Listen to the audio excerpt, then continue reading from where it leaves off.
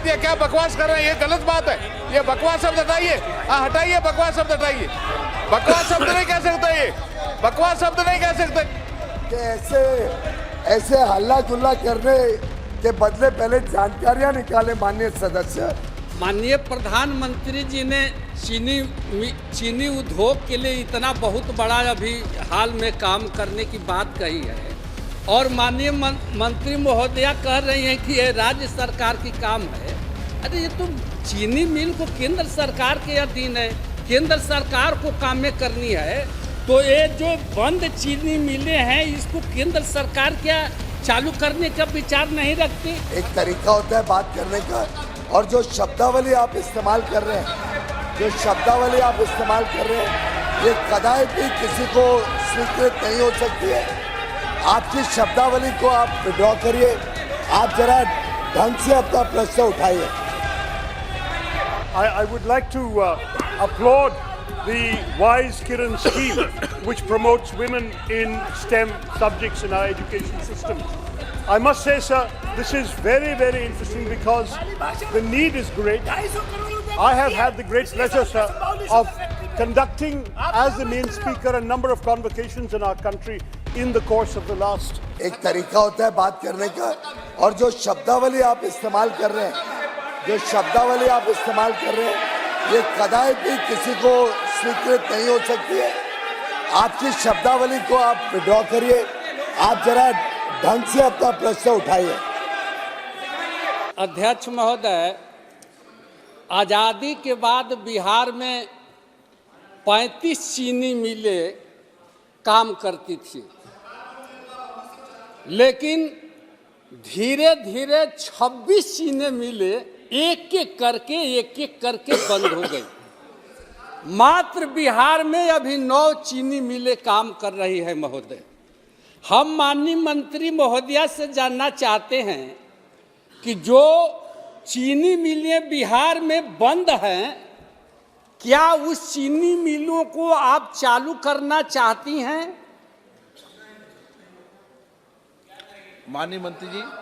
माननीय अध्यक्ष महोदय, यद्यपि ये चीनी मिल लगाना केंद्र सरकार का विषय नहीं है। माननीय प्रधानमंत्री जी ने चीनी उद्योग के लिए इतना बहुत बड़ा अभी हाल में काम करने की बात कही है और माननीय मंत्री महोदया कह रही हैं कि ये राज्य सरकार की काम है। अरे ये तो चीनी मिल को केंद्र सरकार के अधीन है, केंद्र सरकार को काम में करनी है। तो ये जो बंद चीनी मिलें हैं इसको केंद्र सरकार क्या चालू करने का विचार नहीं रखती? किसान मिल का प्रबंधक का चक्कर काटते रहते हैं महोदय। तो क्या सरकार ऐसा कोई कानून बनाना चाहती है जो किसानों का भुगतान सही समय पर मिल सके? बहुत अहम सवाल उठाया और बहुत अच्छा सवाल है कि देश में आज क्या परिस्थिति है और पहले क्या परिस्थिति थी। दुर्भाग्य से सिर्फ ये लगता है कि माननीय महिपाल जी शायद अभी तक इतिहास के पन्नों में ही रहते हैं। उनको महाबली सिंह जी शायद इतिहास के पन्नों में ही हैं। उन्हें ध्यान नहीं है कि गत 10 वर्षों में क्या क्या परिवर्तन हुआ। चीनी मिलों में आज से 10-12 साल पहले कैसे गन्ना किसानों को तकलीफ होती थी, सही मूल्य का भुगतान समय पे नहीं होता था, सड़कों पे हाईवे पे आके उनको आंदोलन करना पड़ता था अपने पैसे के लिए। ये स्थिति मान्यवर आज से 12-15 साल पहले थी।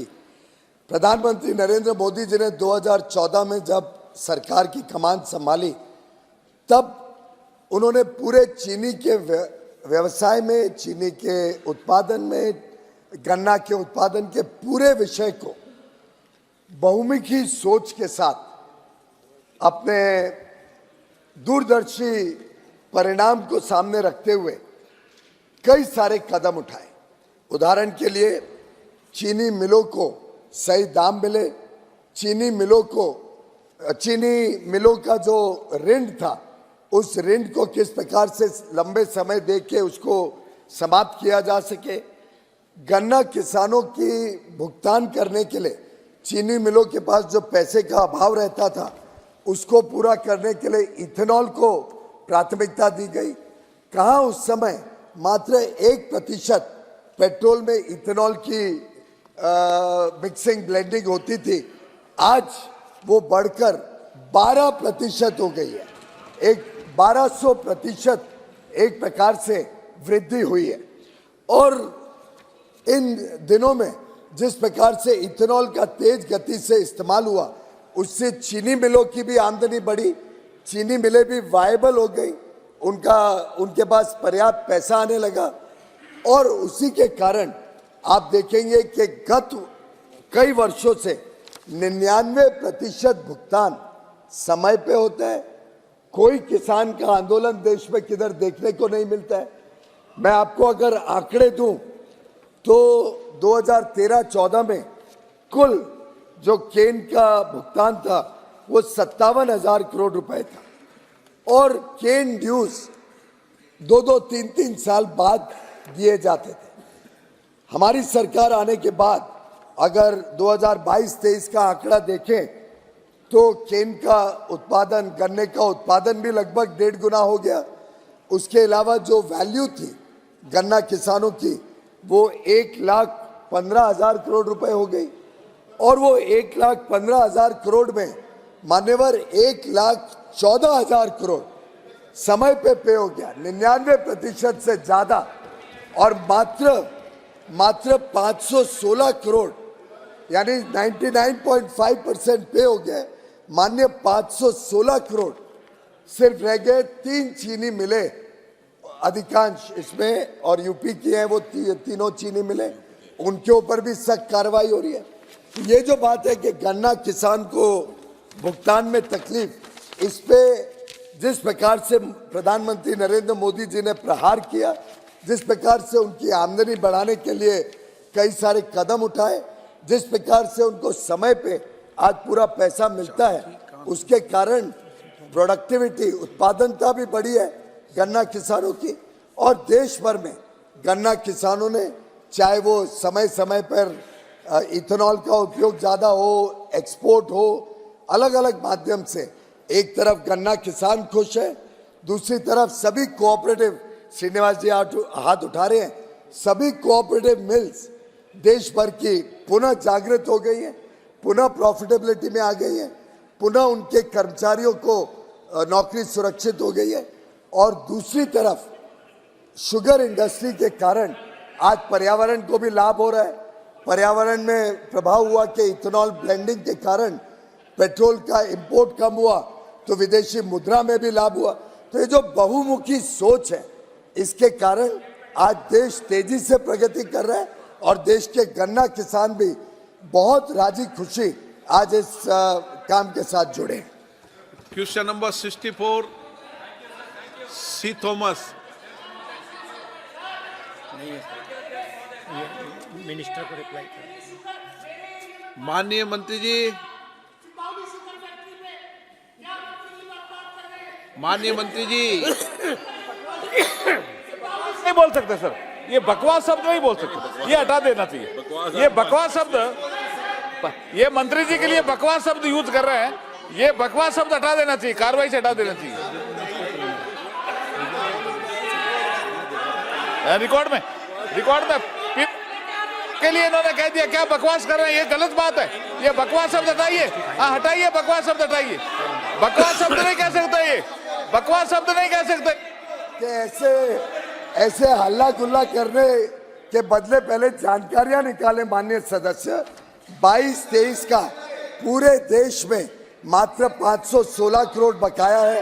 ये जो बात कर रहे हैं, ये अभी जो गन्ना खरीदा गया है, ये अभी के गन्ना की बात कर रहे हैं और अभी के गन्ना का पैसा पर्याप्त मात्रा में पे हो जाएगा। दुर्भाग्य है कि नासमझी से आंकड़ों को हेर फेर कर रहे हैं। प्लीज क्वेश्चन नंबर 64 मंत्री जी, विज्ञान और प्रौद्योगिकी मंत्री जी, विज्ञान और प्रौद्योगिकी मंत्री जी, विज्ञान प्रौद्योगिकी मंत्री आप थोड़ी है। अध्यक्ष महोदय, उत्तर सभा पटल पे रखते हैं।